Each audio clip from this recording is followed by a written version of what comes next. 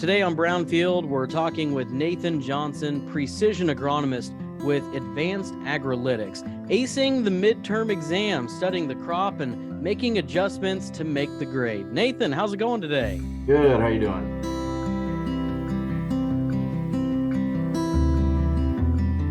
You might start by telling us where you're from and share a bit about the current crop progress in your area.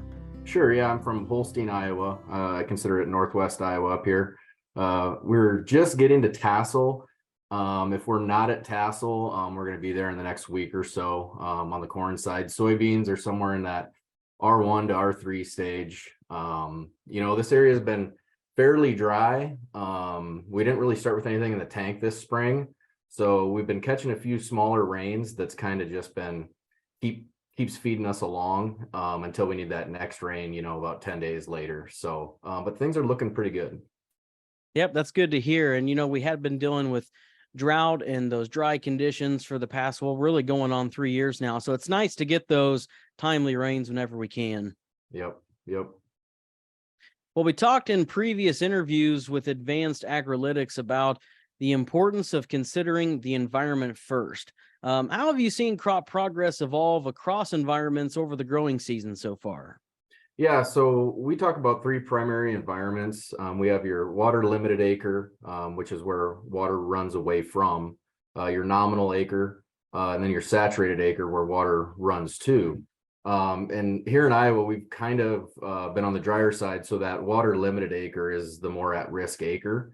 And so by driving early fertility with dry fertilizer or starter really helps that race to canopy and kind of conserve the moisture that we do get so it doesn't burn up with an open canopy. But even while we're doing that on a water limited acre, when we're driving fertility there, on these years that we do get some excess rain, it sets up that water limited acre even better because it's there to take advantage.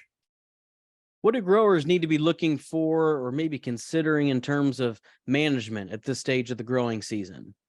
Yeah, so once we get to this stage, we're kind of using a visual look at the plants where we'll go in there and cut the stalk down the middle and kind of see how much cotton pith we're dealing with, and that's kind of the reserves that the plant has and what we've built up. And when we drive that early race to canopy, you're setting yourself up for a pretty good stalk with some good resources, where when you're not doing that, the plant has to use those stock resources a little sooner than it wants to.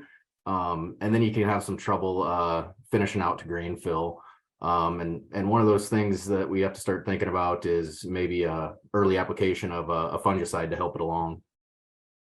Yeah, that leads great into our next question here. In the last interview, we heard from Madeline, who provided some considerations around fungicide applications. Nathan, how are you seeing the need for fungicides? And, especially when we talk about the difference in weather and progress that you've been experiencing. Sure. Yeah, at the moment, I haven't seen a whole lot of disease out there as of yet, as we're just getting to tassel. So there's a component of fungicide being used for disease management. And then there's a component of, helping increase plant efficiency. And so a lot of times we're doing a little bit of both. But here for our area now, I would say that it's more of a plant efficiency application.